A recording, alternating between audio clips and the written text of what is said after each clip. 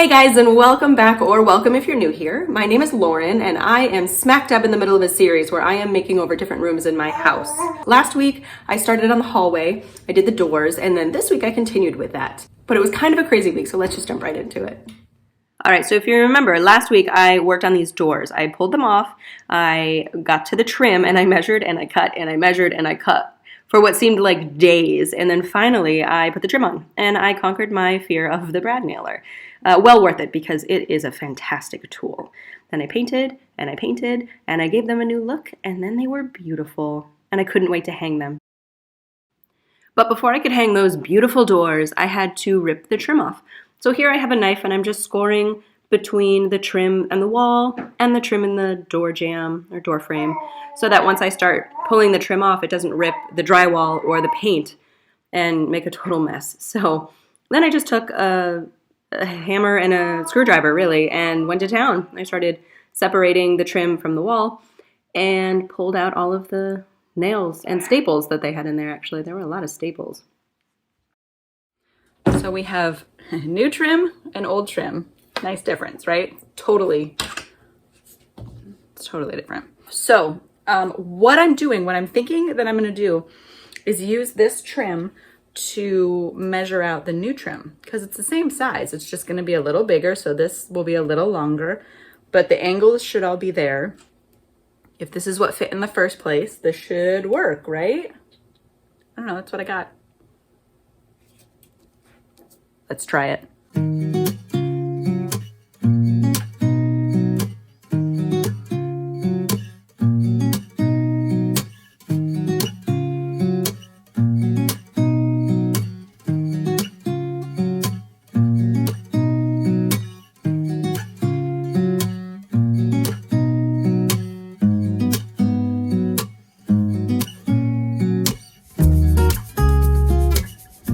And just like that, we have tons of trim.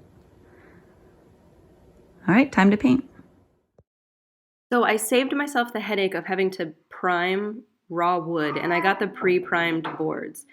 So I just went over everything really with one coat of the paint that I wanted to use, which was the same paint that I used on the doors, the Scuff Defense in Ultra Pure White.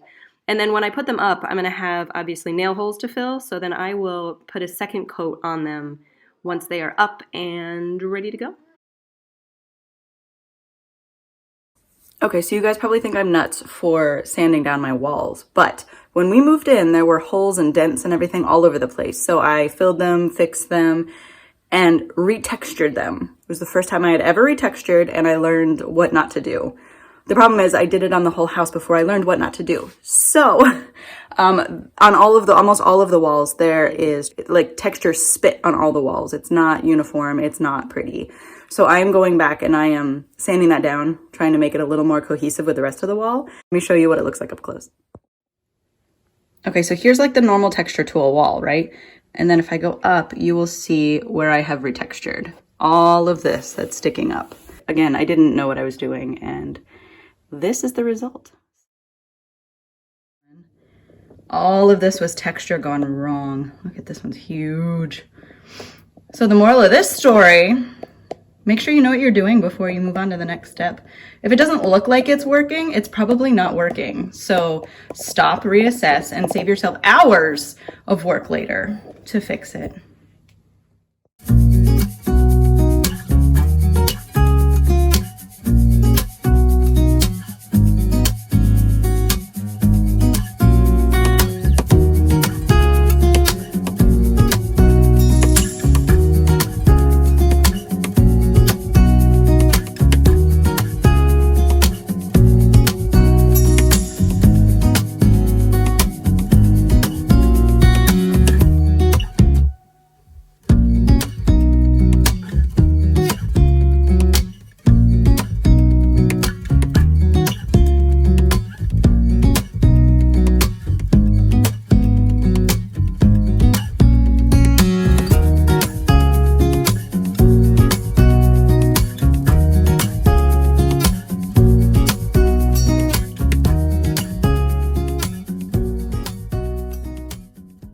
So I should probably explain myself. I decided to paint before I put up the trim because I didn't want to have to tape off freshly prepared trim.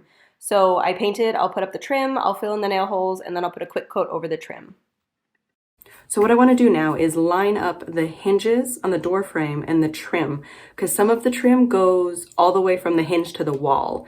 It just fits in there. So I want to make sure that I can pop it in and the hinge doesn't get in the way or anything like that. So I'm going to line them both up at the same time and put the hinges in. Another thing I did, because I'm not changing out the door frames, I went to the hardware store and got a bigger screw. It's a little bit longer and a little bit thicker. It's like one notch up from what was in there so that they can still be really secure to the door jamb. So the goal right now is to hang the hinges onto the door frame with the pin out and then hang the other side onto the door. And then my goal is to hold the door up and shove it in the hinge and then pop the pin in, because I'm thinking there's no way I'm gonna be able to hold this door up and screw in screws into either the door or the door frame. So hopefully that works. I get one shot at this.